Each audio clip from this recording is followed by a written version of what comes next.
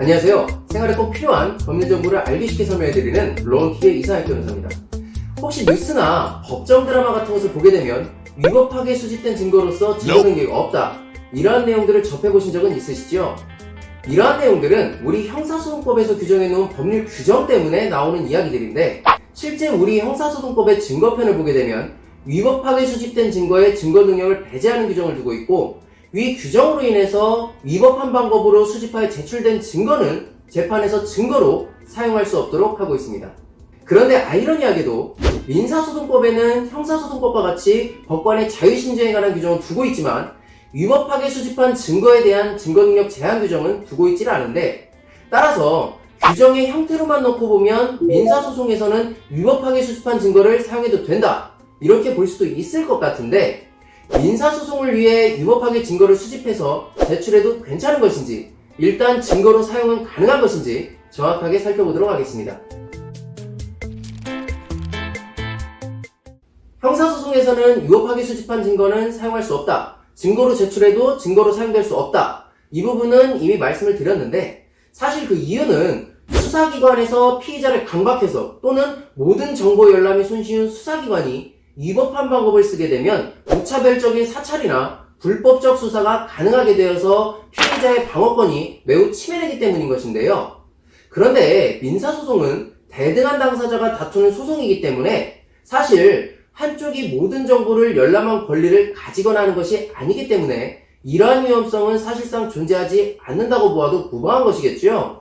그래서 우리 민사소송법에서도 형사소송법과 다르게 위법하게 수집한 증거에 대해서는 그 증거 능력을 배제하는 규정을 두고 있지 않은 것이죠. 어쨌든 이러한 규정의 부재로 인해서 결론부터 말씀드리면 민사소송에서는 위법하게 수집한 증거도 재판에서 증거로 사용할 수가 있습니다. 그래서 우리가 드라마나 아니면 이혼소송을 보게 되면 정말 몰래 수집하여 촬영한 상대방에 대한 개인정보나 미행해서 수집한 사진, 불륜 현장을 급습한 사진이나 녹취록 등 위법하게 수집한 증거가 난무하게 되는 거죠. 이는 앞서 말씀드린 위법하게 수집한 증거도 재판에서 사용이 가능하기 때문인 것인데, 오늘은 이에 더해서 이러한 증거 수집 방법에 있어 문제되는 법적 소지가 무엇이 있는 것인지 살펴보도록 하겠습니다. 민사소송에서 문제되는 이러한 위법한 증거 수집은 거의 80에서 90% 정도가 이혼소송에서 발생하게 되는데, 그것은 상대방의 불륜행위나 부정행위가 은밀하게 이루어지기 때문에 증거를 수집하고자 하는 당사자도 몰래 정보를 습득하거나 미행하지 않고서는 증거를 수집할 수가 없기 때문인 것인데요. 따라서 이혼소송에서 발생하는 대표적 불법 증거 수집 사례를 살펴보면서 문제되는 법적 소지가 무엇이 있는지 살펴보도록 하겠습니다. 이혼소송에서 발생하는 위법한 증거 수집 사례라고 하더라도 그 행위 자체만 놓고 본다고 한다면 모든 사례에서 적용이 가능한 것이므로 살펴보는 대표적 내용을 통해서 주의할 사항과 법적 소지가 무엇이 있는지를 알 수 있으실 겁니다. 먼저 첫 번째로 모텔이나 호텔 등 불륜 현장을 급습하는 행위입니다. 배우자가 오늘 바람을 피러 갈 것 같다 해서 따라가서 배우자와 상간자가 같이 있는 현장을 급습했다고 했을 때 일단은 혈압부터 올라가죠. 그런데 이러한 행위는 형법상의 주거침입죄에 해당할 소지가 있습니다. 상대방과 그 상간자가 함께 있는 공간이 법률상으로는 점유하는 방실에 해당하기 때문에 그 방실에 머무르는 자의 동의를 받지 아니하고 들어간 그 행위 그 자체는 형법 제319조의 방실침입죄에 해당할 수가 있습니다. 두 번째로 상대방과 상간자의 대화를 녹음하는 행위입니다. 종전 영상에서도 한번 다뤘던 내용인데, 이는 녹음자가 대화의 현장에 현재하는 경우가 아니기 때문에 통신비밀보호법에서 금지하고 있는 감청에 해당하게 됩니다. 따라서 상대방과 상간자의 대화를 엿듣거나 녹음을 하게 되면 마상을 입은 건 나지만 통신비밀보호법에 따라서 반대로 내가 1년 이상 10년 이하의 징역에 처할 수가 있게 되는 거죠. 세 번째로 상대방 배우자의 차량이나 핸드폰에 위치 추적기를 설치하는 행위입니다. 우리가 드라마나 영화에서 자주 보게 되는 장면이기도 한데, 이 역시 위치정보법에 따라 법에 저촉되는 행위입니다. 우리가 교통사고가 나서 보험사에 사고 처리를 요청할 때 고객님의 위치정보를 취득함에 동의하십니까? 라는 질문을 받아보신 적이 있죠.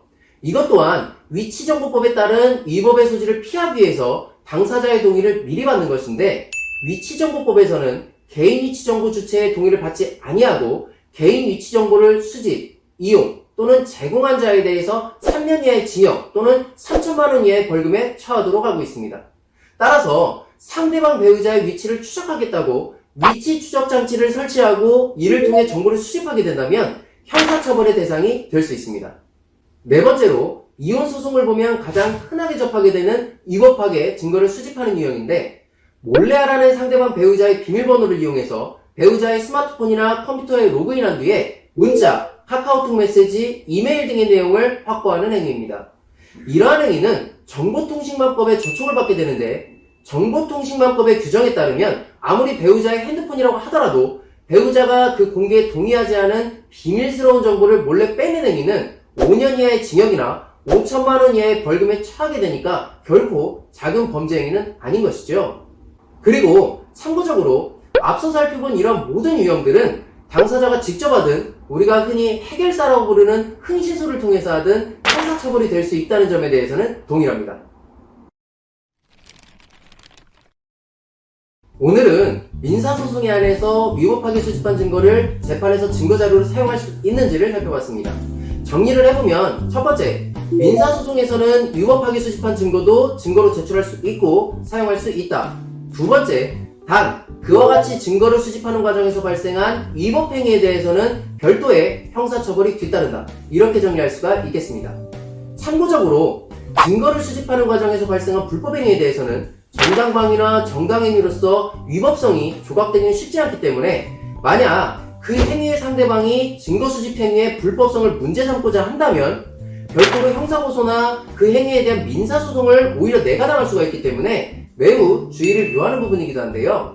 만약에 상대방의 행위에 대해 의심이 들고 나는 불법적이더라도 증거를 굳이 수집해야겠다 한다면, 앞서 말씀드린 사례들 중 비밀번호를 우연히 취득해서 핸드폰 문자를 증거 취득한 경우를 예로 들어보면, 내가 상대방의 핸드폰을 열람할 것이고 그에 대해 상대방이 이에 대해 동의한다는 내용이 담긴 각서를 미리 상대방으로부터 진구받은 후에 증거 수집 행위에 나아가게 된다면, 그때부터는 피해자인 상대방의 승낙으로 인해서 위법한 증거 수집 행위에 대한 위법성이 조각되어 형사처벌이나 민사소송을 피할 수 있는 여지가 생기게 되기 때문에, 만약 상대방을 신뢰하지 못해서 굳이 증거를 수집하는 행위로 나아가야겠다고 한다면 상대방으로부터 먼저 그 승낙이 담긴 각서를 진구받으신 후에 행위로 나아가시면 되겠습니다.